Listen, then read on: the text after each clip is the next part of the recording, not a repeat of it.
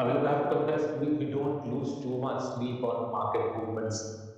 We've seen this happen in our country today, that we get lost in this quarter, what's happening last year, what's happening on liquidity, flows, China recovery, the whole Adani piece. If you get lost in this sort of noise, you'll never make any sensible investments in your life. So we focus on what's happening in the broader economy, the companies that we are investing, are the profits growing, are we investing in the right companies and so on.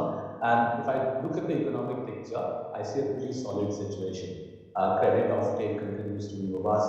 As everybody is seeing, auto demand is strong, credit card spending is strong, spending on holidays, hotels, airlines is strong. The capital goods cycle is recovering.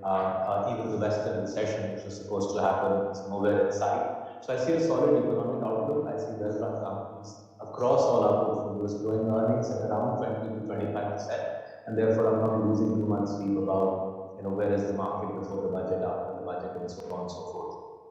Just looking sort of high, firstly, looking at the macro environment right now and particular indicators for India, do you sense that inflation could be abating and thereby the interest rate cycle anywhere close to a peak? I think inflation is abating, but I think like many other people, I've been surprised at how slowly it's abating. I think both in the Western Hemisphere and in India, the abatement of inflation is slower than expected. I think part of the reason for that is even now it's a full year post-COVID, even a year after COVID, demand actually continues to be pretty strong. So even though the fiscal boost that the Western governments have given has been removed, the monetary boost the Western governments and our RBI have given has been removed, even after the removal of that, the demand environment actually is surprisingly robust both in the West and in India. And that's what I think is holding up inflation at the 6.5% mark. I don't think the rate rise cycle has too much further to go. It's probably reasonably close to the top of that. But demand environment good, economy in solid position, India's macro fundamentals in decent shape. That's why I keep emphasizing to our clients that don't lose sleep. What's happening to stock prices and Nifty and the whole Adani business, don't lose sleep on that. Focus on the fact that you're living in an economic climate which is incredibly conducive for high quality investing. Saurabh, hi, this is Anish also joining in the conversation. You've been quite, bullish about the results that came out from the IT companies in the quarter gone by, and I understand you've added Tata Elxsi as well to one of your portfolios. Any other mid-cap IT names that's catching your attention this morning? Of course, there was that acquisition news in Sonata Software.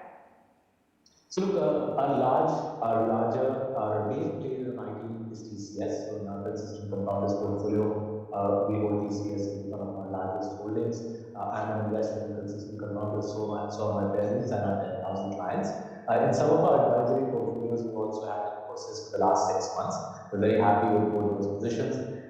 In our mid-cap portfolio, which is Rising Giants, we have LTTS, and as you rightly said, we recently added Tata Elxsi. These are plays on engineering R&D. These are plays on engineering R&D. As the West reindustrializes, and it's very, very clear, the hostility between the West and China is leading to a concerted move to reindustrialize the West, reshoring of auto manufacturing, significant amount of chip manufacturing also, I think, will move out of China. We've kept discussing on your channel API manufacturing will move out of China, partly to India, some of it to America.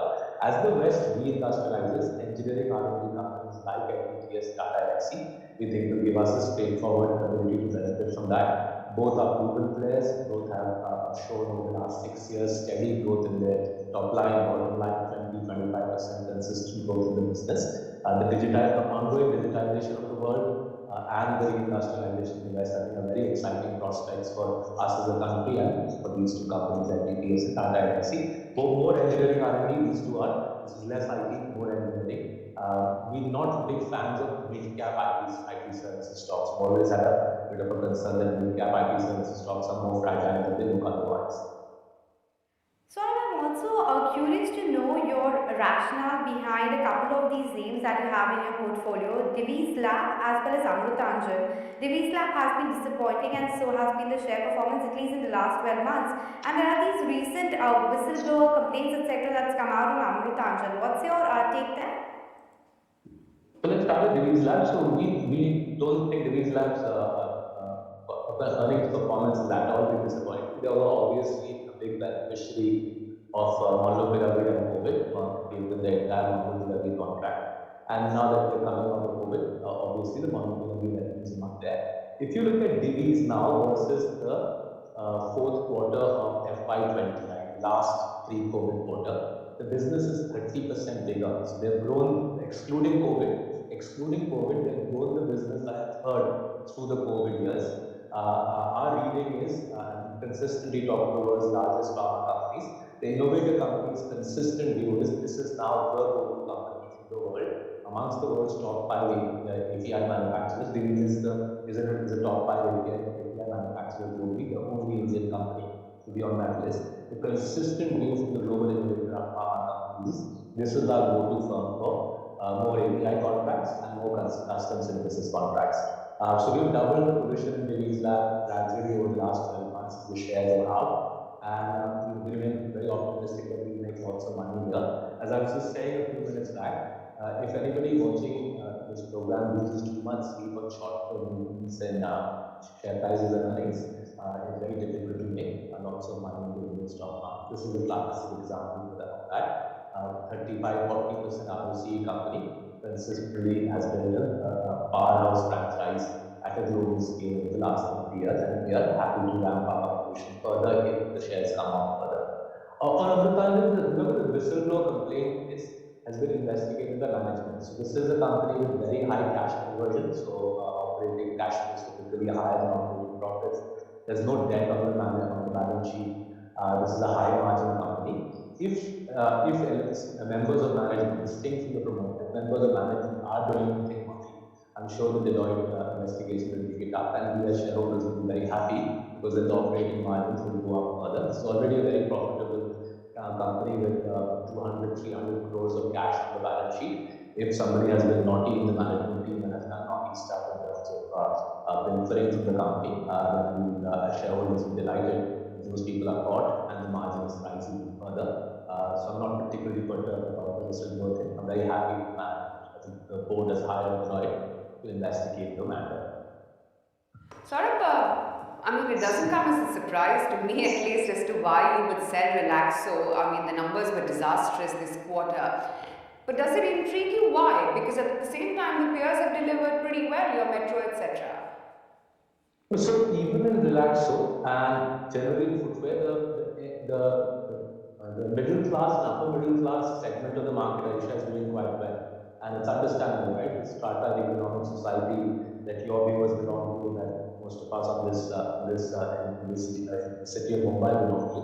The affluent part of society is doing well. So Relaxo Sandals business, where Sparks business is doing well, right? Metro is doing well, Bata is doing well. The part of India which has been utterly barbarized over the last 3 years is the working class. Relaxo 80, 100, 150 rupees segment is where they got founded.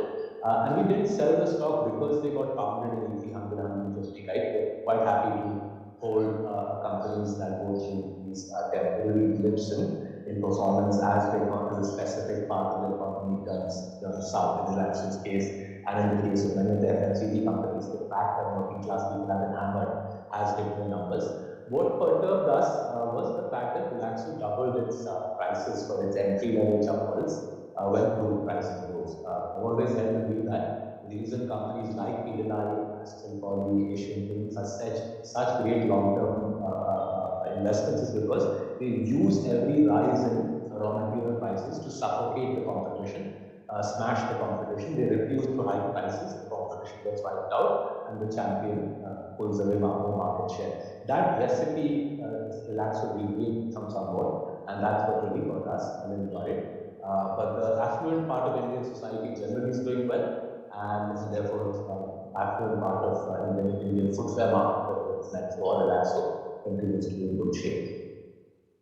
Right. Saurabh, when we just talk about the things that you just mentioned about the consumer pack, you think a lot of other consumer companies, after the sort of correction we have seen, are looking interesting with the same theme that market share gains would happen, up trading would happen. Is that something which you would really look at going ahead? We spoke about footwear, but there could be various other names within different categories of consumption.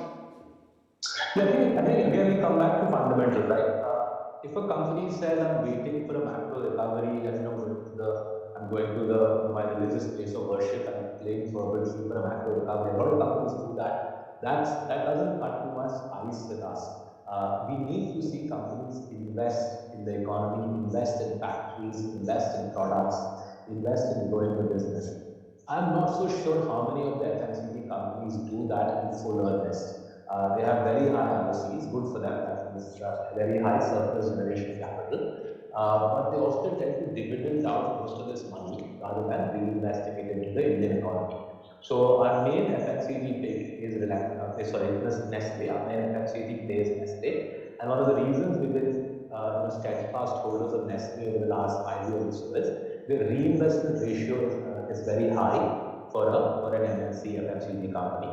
So they reinvest around half of their surplus capital, the other half gets dividended out, and that allows them to grow the business 10-11% volume growth steadily quarter after quarter, when the other FMCGs delivered say 3-4% volume growth. So if we can find consumer companies that are consistently reinvesting surplus capital to grow their growth, we'll be very happy to look at them.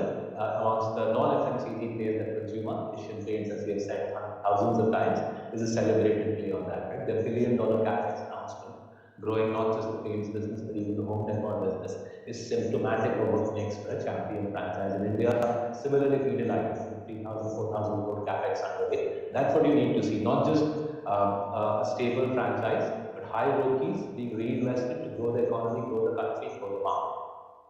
Right.